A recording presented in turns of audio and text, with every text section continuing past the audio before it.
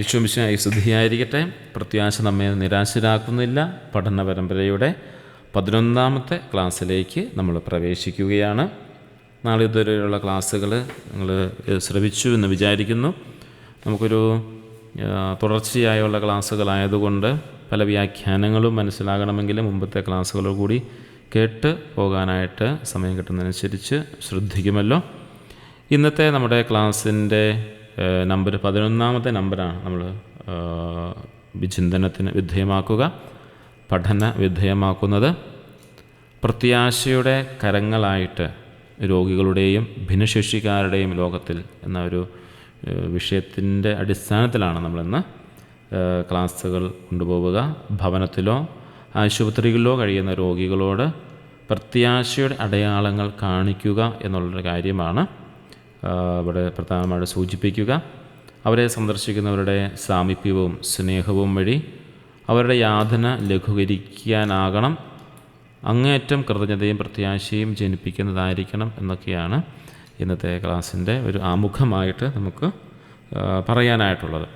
ഇപ്പോൾ പ്രത്യാശയുടെ കരങ്ങളായി വർത്തിക്കുക എന്നുള്ളതാണ് ഇന്നത്തെ ഈ ക്ലാസ്സിൻ്റെ ഒരു ഏറ്റവും ചുരുക്കി പറഞ്ഞാലുള്ളൊരു കാര്യം ഇതാണ്. അതായത് രോഗികളുടെയും ഭിന്നശേഷിക്കാരുടെയും ലോകത്തിൽ പ്രത്യാശയുടെ കരങ്ങളായി നമ്മൾ വർത്തിക്കണം. നമ്മുടെ സമൂഹത്തിലെ ഏറ്റവും ദുർബലരായ 2 വിഭാഗങ്ങളെക്കുറിച്ചാണ്. ഒന്ന് രോഗികൾ, 2 ഭിന്നശേഷിക്കാർ. ഭവനങ്ങളിലും ആശുപത്രികളിലും കഴിയുന്ന രോഗികൾക്കും അവരുടെ ഭിന്നശേഷിക്കാരായ സഹോദരങ്ങൾക്കും പ്രത്യാശയുടെ അടയാളങ്ങൾ നമുക്ക് എങ്ങനെ നൽകാമെന്നാണ് ഇന്നത്തെ ക്ലാസ്സിലൂടെ നമ്മൾ മനസ്സിലാക്കേണ്ടത്, അല്ലെങ്കിൽ ഇന്ന് നമ്മൾ വിചിന്തനത്തിന് വിധേയമാക്കേണ്ടത്. പ്രത്യാശയുടെ ഒരു മാർഗം, പ്രത്യാശയുടെ ഏറ്റവും സ്പഷ്ടമായ അടയാളം എന്നാൽ സാമീപ്യമാണ്. അവരുടെ കൂടെ ആയിരിക്കുക എന്നുള്ളതാണ് സാമീപ്യം. പലപ്പോഴും ഇങ്ങനെയുള്ളവരെ കുടുംബത്തിൽ നിന്നും സമൂഹത്തിൽ നിന്നും മാറ്റി നിർത്തുന്നതായിട്ടാണ് നമ്മളിന്ന് കാണുക. അതുകൊണ്ടാണ് പരിശുദ്ധ പിതാവ് പറഞ്ഞിരിക്കുന്നത്, ഇവർ ഇങ്ങനെയുള്ളവർക്ക്, രോഗികൾക്കും ഭിന്നശേഷിക്കാരുമായിട്ടുള്ളവർക്ക്, അത് ഭവനങ്ങളിൽ കഴിയുന്നതായിക്കൊള്ളട്ടെ ആശുപത്രികളിൽ കഴിയുന്നവരായിക്കൊള്ളട്ടെ, അങ്ങനെയുള്ളവർക്ക് അവർക്ക് പ്രത്യാശയുടെ ഏറ്റവും സ്പഷ്ടമായ അടയാളം എന്ന് പറയുന്നത് സാമീപ്യമാണ്, പ്രസൻസ്. എന്തിനാ സാമീപ്യമെന്ന് പരിശുദ്ധ പിതാവ് വളരെ വ്യക്തമായിട്ട് പറയുന്നു. നമ്മുടെ കരുതലും സാമീപ്യവും എങ്ങനെയാണ് മനുഷ്യാന്തസ്സനായുള്ള ഒരു ഗീതമായി മാറുന്നത് എന്ന് മനസ്സിലാക്കിക്കൊണ്ട് വേണം നമ്മൾ അവരുടെ സാമീപ്യം കൊടുക്കാനായിട്ട്. അതാണ് നമ്മുടെ ലക്ഷ്യം. എങ്ങനെ അവരുടെ അന്തസ്സിനെ, അവരും ഒരു മനുഷ്യനാണ്, ദൈവത്തിൻ്റെ സൃഷ്ടിയാണ്. അപ്പം അതുകൊണ്ട് ആ ഒരു ബോധ്യത്തോടു കൂടി ഇങ്ങനെ രോഗികളായിരിക്കുന്നവരെയും ഭിന്നശേഷിയായിരിക്കുന്നവരെയും നമുക്ക് സ്നേഹിക്കാനായി സാധിക്കണം. അവരിലുള്ള ഒരു മനുഷ്യനുണ്ട്, ആ മനുഷ്യൻ്റെ അന്തസ്സിനെ മാനിക്കണം എന്ന് തന്നെയാണ് പറയുക. അതുകൊണ്ടാണ് അവർക്ക് സാമീപ്യം കൊടുക്കണമെന്ന് പറയുക. കണ്ണു തുറന്ന് നോക്കിയാൽ നമ്മുടെ ദേശത്ത് തന്നെ ഇങ്ങനെയുള്ളവരെ നോക്കുന്ന സ്ഥാപനങ്ങൾ കൂടി വരികയാണ്. അതിൻ്റെ അർത്ഥം നമ്മുടെ ഭവനങ്ങളിൽ അവർക്ക്, ബന്ധുമിത്രാദികൾക്ക്, സ്വന്തക്കാർക്ക് അവരുടെ സാമീപ്യമാകാൻ സാധിക്കുന്നില്ല എന്നുള്ളതാണ്. എങ്കിലും നമ്മുടെ സ്നേഹം നിറഞ്ഞ സിസ്റ്റേഴ്സ്, അവർ ഈശോയുടെ വലിയ സ്നേഹത്തിൻ്റെ വലിയ സാമീപ്യം അവർക്ക് കൊടുക്കുന്നത് നമ്മൾ കണ്ടിട്ടുണ്ട്, അനുഭവിച്ച് മനസ്സിലാക്കുകയും ചെയ്തിട്ടുണ്ട്. അങ്ങനെ വലിയൊരു സാക്ഷ്യം അവർ നൽകുന്നുണ്ട് എന്നതും ഈ തരുണത്തിൽ നമ്മൾ കാണുകയും മനസ്സിലാക്കുകയും ചെയ്യേണ്ടത് ആവശ്യമാണ്. പ്രത്യേകിച്ച് രോഗികളെയും ഭിന്നശേഷിക്കാരായിരിക്കുന്നവരെയും ശുശ്രൂഷിക്കുന്ന ധാരാളം ആത്മായരുണ്ട്. ആത്മായരെ പോലെ തന്നെ, അല്ലെങ്കിൽ അതിൽ ഒരു പടി കൂടി പ്രത്യേകമായി വെളിയായി സ്വീകരിച്ചുകൊണ്ട് ബഹുമാനപ്പെട്ട സിസ്റ്റേഴ്സ് അത് ഭംഗിയായി ആരോഗ്യ പരിചരണ മേഖലകൾ നടത്തുന്നുണ്ട്. ഇതോടൊപ്പം തന്നെ മറിച്ചുകൊണ്ട് നമ്മൾ കാണേണ്ടത് കൂടി നമ്മൾ ഇതിനോട് ചേർത്ത് വെച്ച് കാണേണ്ടതായിട്ടുണ്ട്. ഹോസ്പിറ്റലുകളിൽ ഡോക്ടർമാരെക്കാൾ കൂടുതൽ ഒരു പരിധിവരെ നഴ്സുമാരാണ് അവരെ കൂടുതൽ ശുശ്രൂഷിക്കുകയും കെയർ ചെയ്യുകയും ചെയ്യുന്നത്, പ്രത്യേകിച്ച് ഇങ്ങനെയുള്ളവരെയൊക്കെ. അപ്പോൾ അവരെല്ലാം നമുക്ക് ഇന്നത്തെ പ്രാർത്ഥനയിൽ സ്നേഹപൂർവ്വം നമുക്ക് ചേർത്ത് നിർത്തുകയും ചെയ്യണം. ഈ ഒരു സാമീപ്യം കൃത്യമായിട്ട് കൊടുക്കുന്നത് അവരാണ്. അപ്പം വീണ്ടും നമ്മൾ ക്ലാസ്സിലേക്ക് ഒന്ന് തിരിച്ചു വരികയാണ്. രോഗികളുടെ ലോകത്തിൽ പ്രത്യാശ നൽകുന്നവരാകുക. അപ്പോഴാണ് സാമീപ്യത്തിൻ്റെ ശക്തിയെക്കുറിച്ച് തന്നെയാണ് പറയുന്നത്. കാരണം രോഗം നമ്മെ ഒറ്റപ്പെടുത്തും. പലപ്പോഴും രോഗങ്ങളായിരിക്കുമ്പോൾ ഒറ്റപ്പെട്ടു പോകുന്നൊരവസ്ഥയുണ്ട്. അതുപോലെ ക്ലേശപ്പെടുത്തുകയും ചെയ്യുന്നത്. അപ്പോൾ ആ 2 സമയം ഉണ്ടാകുമ്പോൾ ഒറ്റപ്പെടുകയും ക്ലേശപ്പെടുത്തുകയും അല്ലെങ്കിൽ യാതനപ്പെടുത്തുകയും ചെയ്യുന്ന സമയത്ത് പ്രത്യാശ നഷ്ടപ്പെട്ടു പോകാനുള്ള സാധ്യത കൂടുതലാണ്. അതുകൊണ്ടാണ് നമ്മുടെ സാമീപ്യം അവർക്ക് വേണമെന്ന് പറയാനുള്ള കാരണം. രണ്ടാമത്തെ കാര്യം എന്ന് പറയുന്നത് യാതന ലഘൂകരിക്കാൻ വേണ്ടിയാണ്. രോഗികളുടെ യാതന ലഘൂകരിക്കാൻ പ്രധാന മാർഗമെന്ന് അവരെ സന്ദർശിക്കുന്നവരുടെ സാമീപ്യവും സ്നേഹവുമാണ്. നല്ല സ്നേഹത്തോടെ സംസാരിച്ചാൽ ഇത്ര വലിയ വേദനയും അവർക്ക് ഒരു പരിധിവരെ പ്രത്യാശയുടെ വാക്കുകൾ പറഞ്ഞുകൊണ്ട് അവരെ നമുക്ക് സാമീപ്യം കൊടുക്കാനായിട്ട്, സ്നേഹം കൊടുക്കാനായിട്ട് സാധിക്കണം. അപ്പോൾ കാരുണ്യ പ്രവർത്തനങ്ങളുടെ ഫലമെന്ന് പറയുന്നത് അങ്ങേറ്റം കൃതജ്ഞതയോടെ അതുപോലെ പ്രത്യാശയും ജനിപ്പിക്കുന്നതായിരിക്കണം. അവരുടെ ജീവിതത്തിന് നന്ദി പറയാനായിട്ട്, തമ്പുരാൻ നൽകിയത് എന്തുമായിക്കൊള്ളു തന്നെ നന്ദി പറയാനായിട്ട് അവർക്കും തോന്നണം. ഞങ്ങൾ ഇന്ന് എൻ്റെ അടുത്ത് വന്നവർ എന്നോട് സ്നേഹത്തോടെ ഇടപെട്ടു. അവർ തമ്പുരാൻ എന്നോട് നേരിട്ട് നന്ദി പറയുക എന്നുള്ളതല്ല, അവർക്ക് ശാന്തത ഉണ്ടാകുമ്പോൾ, പ്രത്യാശ ഉണ്ടാകുമ്പോൾ അവരുടെ ഉള്ളിനുള്ളിൽ കൃതജ്ഞത ഉണ്ടാകും തമ്പുരാനോട്. അതുപോലെയാണ് നമ്മുടെ ആരോഗ്യ പരിചരണ രംഗത്തുള്ളവരോട് നമ്മുടെ കടപ്പാടുണ്ട്. അത് ഞാൻ സൂചിപ്പിച്ചത്. ഇങ്ങനെയുള്ളവരെ നോക്കുന്ന, രോഗികളെ നോക്കുന്ന സിസ്റ്റേഴ്സുണ്ട്, അൽമായരുണ്ട്.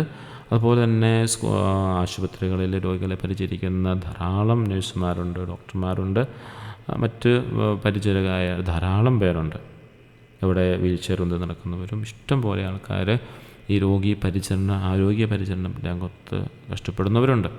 അവരെയൊക്കെ നമുക്ക് ആദരവോടെ അവരെ സ്നേഹിക്കാനാണ് സാധിക്കുക. കാരണം അങ്ങനെയുള്ളവർ നോക്കുന്നവരൊക്കെ എപ്പോഴും മറ്റൊരു പ്രത്യേക ഒരു മാനസികാവസ്ഥയിലായിരുന്നു കൊണ്ടാണ് ഇവരുടെ രോഗികളായിരിക്കുന്നവരും അല്ലെങ്കിൽ മറ്റ് എന്തെങ്കിലും അസ്വസ്ഥരായിരിക്കുന്നവർ ചെല്ലുക. അവരോടൊക്കെ സ്നേഹത്തോടെയും കരുതലോടെയും ഒക്കെ അവരെ ആരോഗ്യത്തിൽ പരിചരണം നടത്തണമെങ്കിൽ അങ്ങനെയുള്ളവർക്ക് നമ്മൾ പ്രത്യേകം ഒരു കൃതജ്ഞത അവരോട് നമ്മൾ ഉള്ളവരായിരിക്കണം.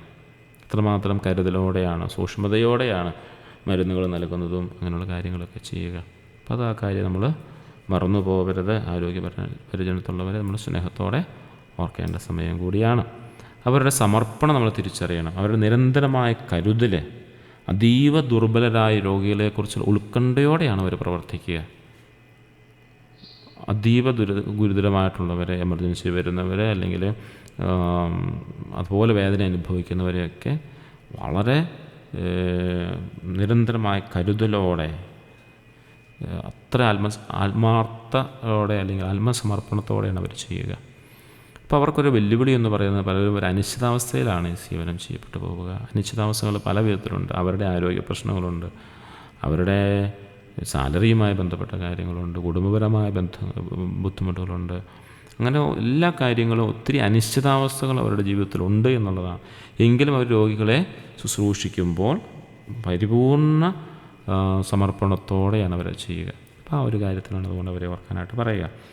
അതുപോലെ ഭിന്നശേഷിക്കാർ അവരുടെ സ്വീകാര്യതയുടെ സാമീപ്യം ഉണ്ടാവണം. ഭിന്നശേഷിക്കാരെ സാമൂഹികമായ ഒരു അവഗണനയും പരിമിതികളും അനുഭവിക്കുന്നവരാണ്.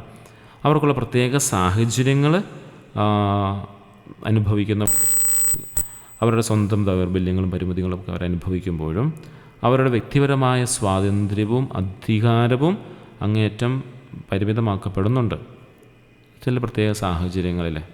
അപ്പോൾ നമ്മൾ നൽകേണ്ട ഒരു സാമീപ്യം എന്ന് പറയുന്നത് അവർക്ക് സ്വീകാര്യതയുടെ ഒരു സാമീപ്യം നൽകേണ്ടതായിട്ടുണ്ട്. അവരുടെ ഒരു സ്വാതന്ത്ര്യത്തെ നമ്മളൊരു പരിധി വരെ മാനിച്ചുകൊണ്ട് വേണം, അധികാരത്തെ മാനിച്ചുകൊണ്ട് വേണം.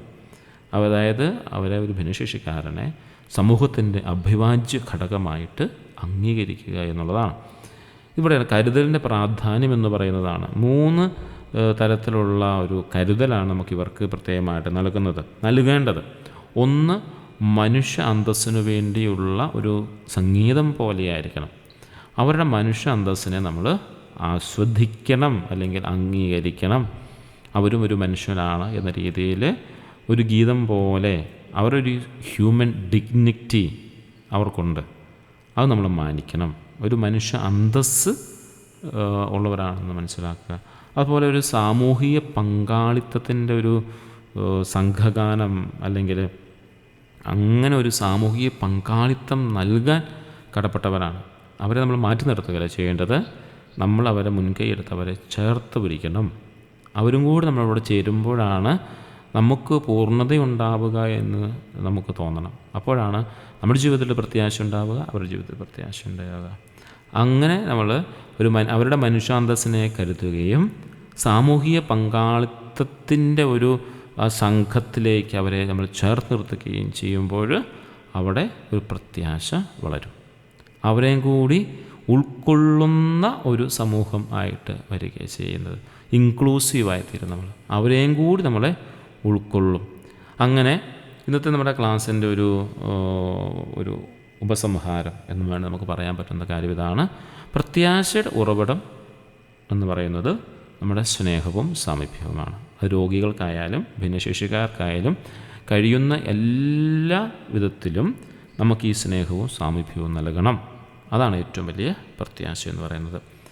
നമ്മുടെ കരുതൽ എന്ന് പറയുന്നത് കേവലം ദയയോ സഹായമോ അല്ല. അതെപ്പോഴും ഓർക്കണം. ദയ തോന്നിയിട്ട്, സിമ്പതി തോന്നിയിട്ട് ഒരു ഹെൽപ്പ് ചെയ്യാൻ വേണ്ടിയിട്ട് അവരെ സഹായിച്ചേക്കാം, അതല്ല. അത് അവരുടെ മനുഷ്യ അന്തസ്സ് ഉയർത്തിപ്പിടിക്കുന്ന ഒരു പ്രത്യാശയുടെ പ്രവൃത്തിയായിരിക്കണം. അതാണ് നമ്മൾ ചെയ്യേണ്ടത്. ക്ലാസ്സെല്ലാം കേട്ടതുകൊണ്ടെന്നാൽ ഇനി അങ്ങനെയുള്ളവരെ കണ്ട് അവരെ ഒന്ന് പോയി സന്ദർശിച്ച് അവരോട് അവർക്ക് പറ്റുന്ന കുറച്ച് സഹായമൊക്കെ ചെയ്ത്, അല്ലെങ്കിൽ അവരോട് ചെയ്ത് ദയയൊക്കെ തോന്നി, അയ്യോ പാവങ്ങൾ ഇങ്ങനെ സംഭവിച്ചു പോയല്ലോ, അതല്ല. അവർക്ക് സ്വാതന്ത്ര്യവും അധികാരവും കൊടുത്തുകൊണ്ടുള്ള പരിമിതമായ രീതിയിൽ പറ്റുള്ളൂ എങ്കിൽ പോലും അവർക്കത് കൊടുത്തുകൊണ്ടുള്ള അവരുടെ മനുഷ്യാന്തസ് ഉയർത്തിപ്പിടിക്കുന്ന ഒരു പ്രത്യാശയുടെ പ്രവൃത്തി ഉണ്ടാകണമെന്നാണ് പരിശുദ്ധ പറയുക. അങ്ങനെ വരുമ്പം എൻ്റെ സാമീപ്യത്തിലൂടെയും കരുതലിലൂടെയും ഞാൻ രോഗികൾക്കും ഭിന്നശേഷിക്കാർക്കും പ്രത്യാശയുടെ അടയാളമായി മാറുന്നുണ്ടോ എന്നുള്ളതാണ് ഇന്നത്തെ ചോദ്യം. ഇന്നത്തെ ചോദ്യം പ്രത്യേകം ശ്രദ്ധിക്കണം. എൻ്റെ സാമീപ്യത്തിലൂടെയും കരുതലിലൂടെയും ഞാൻ രോഗികൾക്കും ഭിന്നശേഷിക്കാർക്കും പ്രത്യാശയുടെ അടയാളമായി മാറുന്നുണ്ടോ? ഈ ചോദ്യം നമ്മുടെ വിചിന്തനത്തിന് വിധേയമാവട്ടെ. അങ്ങനെ എളിമയുടെ വലിയ തിരുനാൾ ക്രിസ്മസ് കടന്നു വരികയാണ്. നമ്മുടെ കൂടെയുള്ള സഹോദരങ്ങളെ അംഗീകരിക്കുവാനും അവരുടെ അടുത്ത് സാമീപ്യത്തിലായിരിക്കുവാനും അവർക്കൊരു കരുതൽ നൽകുവാനും നമുക്ക് എത്രമാത്രം സാധിക്കുന്നുണ്ട് എന്ന് ചിന്തിച്ചുകൊണ്ട് പ്രത്യാശയുടെ തിരുനാളിലേക്ക്, ക്രിസ്മസിലേക്ക് നമുക്ക് ഒരുങ്ങാം. എവരെയും ഈശോ അനുഗ്രഹിക്കട്ടെ. അടുത്ത ക്ലാസ്സിൽ നമുക്ക് കാണാം.